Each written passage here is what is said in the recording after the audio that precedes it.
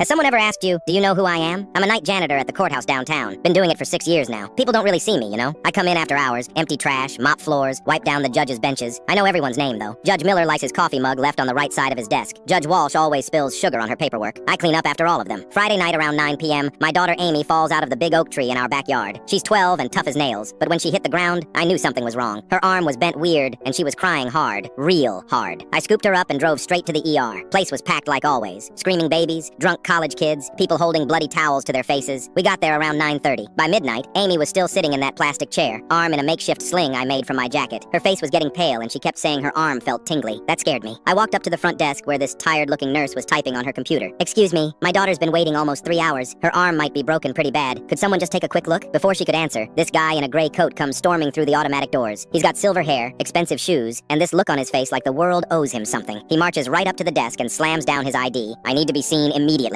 he says, not even looking at me or Amy. The nurse glances at his ID and her eyes get wide. "Sir, we have a pretty long wait tonight." He cuts her off. "Do you know who I am?" And that's when I recognized him. Judge Reinhardt. Same guy who sits in courtroom B every Tuesday. Same guy who drinks fancy coffee from that blue mug I wash every night. Same guy who once gave this long speech to some teenager about showing respect and having empathy while he was sipping a $6 latte. "I'm the presiding judge of this district," he says, tapping his ID on the counter. "You really want to make me wait out here with these people?" The nurse looks nervous. "Sir, I understand, but we have to go by severity of..." "Severity?" He laughs, but not in a nice way. "Lady, I have a golf tournament at 7 a.m. This is severe to me." I step closer. "Sir, my daughter's been here for 3 hours. She's 12, and her arm is really messed up." He turns and looks at me for the first time, takes in my work boots, my stained t-shirt, probably smells the cleaning supplies on my clothes. "I'm not here to debate with the help," he says, just like that. The help. Amy heard it too. I can tell because her good hand squeezes mine tighter. I don't yell, don't make a scene. I just ask the nurse if I can speak to someone in charge. "Is there a manager or supervisor I could talk to?" 10 minutes later, this woman comes walking out. Mrs. Garcia, the hospital administrator. She takes one look at me and Amy, and her whole face lights up. "Noah, what are you doing here? Is Amy okay?" Turns out Mrs. Garcia's sister works at the courthouse. We've talked a bunch of times when I'm cleaning late and she's picking up files. Her kids go to the same school as Amy. She fell out of a tree. Been waiting since 9:30. Mrs. Garcia immediately calls over a nurse. "Get Amy into room 3 right now. I want Dr. Torres to see her." That's when Judge Reinhardt loses it. "Are you kidding me? You're going to treat them before me? I told you people who I am." Mrs. Garcia turns around slow. She's maybe 5 feet tall, but she looks like a giant right now. "Yeah, I know exactly who you are. You're Judge Reinhardt from courtroom B. And do you know who he is?" She points at me. "He's the man who cleans your courtroom every single night, who empties your trash and washes your coffee mug and makes sure everything's perfect for you the next morning." Judge Reinhardt's face is getting red. That's completely irrelevant. He's also a single dad who works 2 jobs to take care of his daughter. He's never asked for special treatment in his life, and right now, his kid is hurt, and you're throwing a tantrum because you have golf in the morning. The whole waiting room is watching now. People are pulling out phones. Mrs. Garcia steps closer to him. "You want to know the difference between you two? He's a better man than you'll ever be. And yeah, we're treating her first." They took Amy back immediately. Turned out her arm was broken in 2 places and she needed surgery. If we'd waited much longer, they said it could have been permanent damage. Judge Reinhardt had to wait 4 more hours for his hangover headache.